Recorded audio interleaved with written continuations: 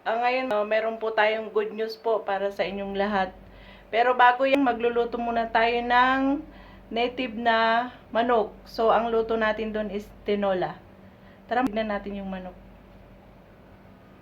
Ito po yung ating kakatayin. Ito po yung lulutuin natin ngayong tinola. So, mamaya mapakita ko na sa inyo pag na bunutan na natin siya ng balahibo. Ito lang yung ating sangkap para sa ating tinulang manok. So, mayroon tayong ditong luya, sibuyas, bawang, at saka yung ating papaya. Then, mayroon din tayong malunggay, fresh from the farm. Kinuha lang po namin dyan to sa baba. So, yan, maya-maya po, gagayatin na natin. Tapos na nating nakatay yung native na manok. So, pupunutan na po natin ng balahibo. So, okay. Ito mga, so bubunatan na natin siya ng balahibo, pero hunugasan po muna natin siya. So, ito mga kamilang. Buhos natin mga ganyan at bubunutan ng balahibo.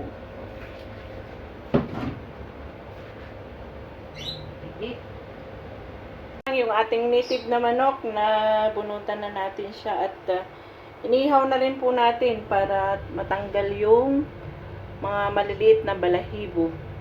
Yan, kaya medyo po itim-itim siya mga kamilang. So, mamaya hiwain muna natin. Lang nahiwa na natin yung ating native na manok. Yan po. Yan. Maliit nga po pala yung ating nabiling native na manok, pero okay na yan mga kamilang.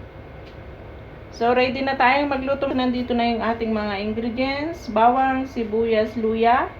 Then, nandyan na rin po yung ating papaya at ang ating dahon ng malunggay. Fresh from the farm. Yan na siya mga kamilang. Tara! Luto na tayo! So, ito yung paglulutuan natin ng ating native na manok. So, igigisa po muna natin siya. Ayan. So, pwede na natin lagyan ng mantika kasi mainit na siya. Ayan.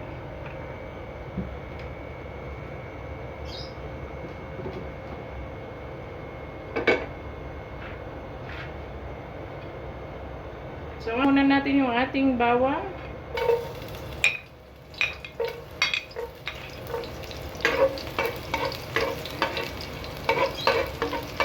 Sunod natin ang sibuyas.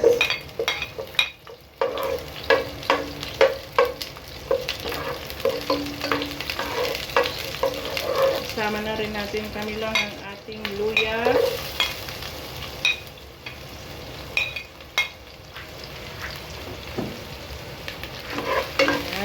Lang bango.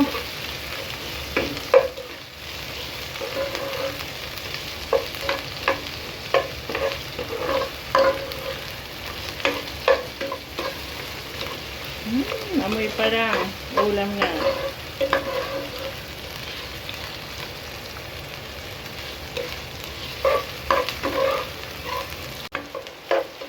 Pwede na, so ilalagay na natin yung ating native na manok.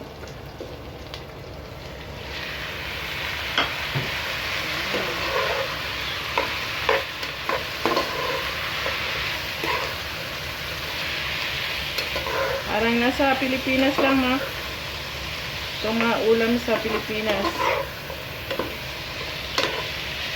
So, gigisa muna natin siya ng konti bago lagyan natin ng tubig tapos pakuluan.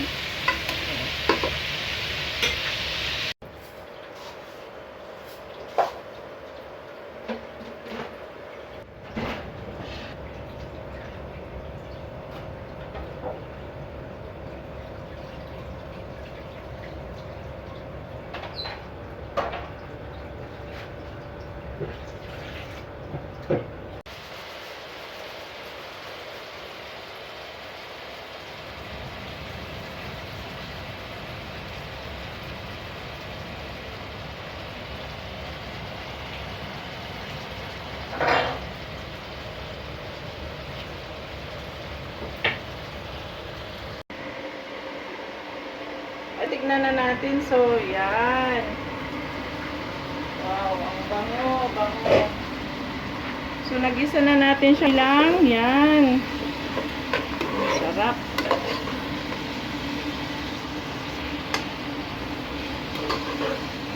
Yan. So, pwede natin lagyan ng tubig.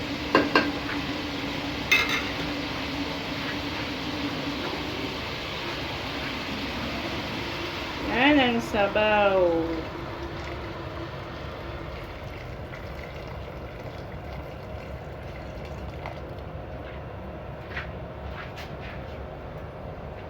So, takpan natin ulit at palalambutin natin muna yung karne ng ating native na manok.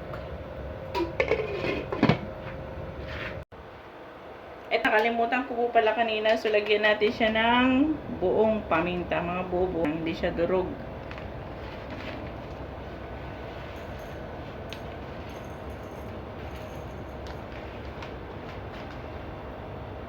Lagyan natin siya para lumasa.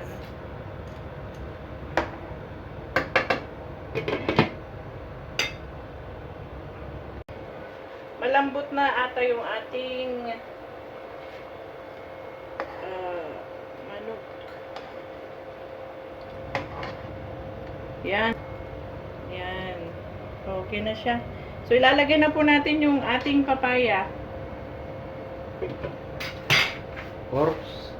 Malambot na yung ating manok. So, ito, wow, ang bango. Yan. Yan mga kamilang, oh. So, malambot na yung ating, ilalagay na natin yung ating papaya. So, wait lang po.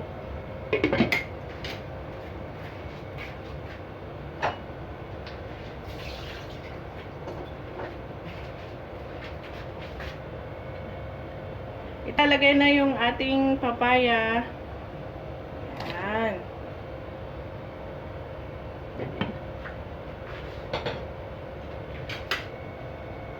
Palalambutin natin. Tapos ilalagay na mamayang daon ng malunggay. Tapos kakain na. Yan. Tapan po muna natin. Malambot na yung ating papaya. Yan. So, ilalagay na po natin yung ating malunggay, dahon ng malunggay. Para makakain na po tayo. Amin ko na po. Ayan. Bango.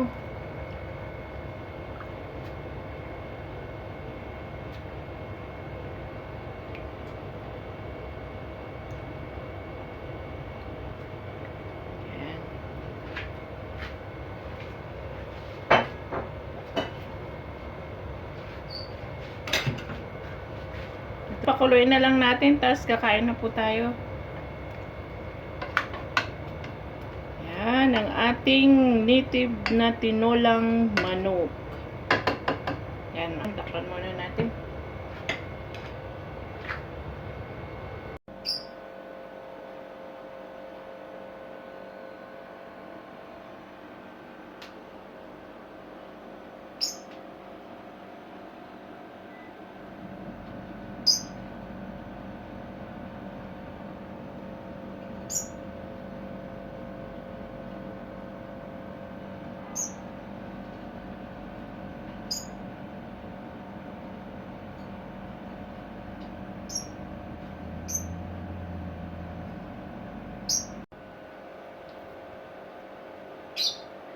Luto na po yung ating native na manok. Ito na po mga ang bango. So, kakain na tayo. So, po ng mga subscriber sa ating mga silent viewers dyan. Maraming salamat po. Sana po patuloy nyo pa pong panoorin ang ating mga video. Nagpapasalamat sa inyong lahat. Maraming salamat po.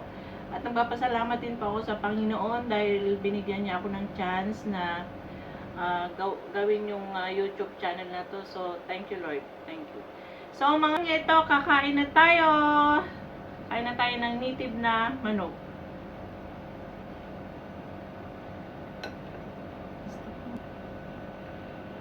Kain na po tayo. Tara, kain po.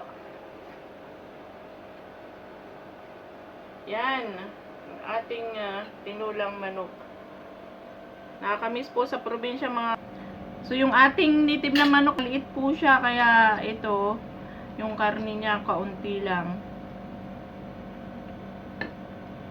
Yan, ang bango.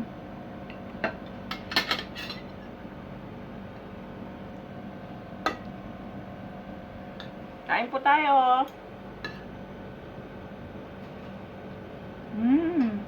Ang harap. Iba po talaga yung lasa ng native na manok. Masarap po. Harap.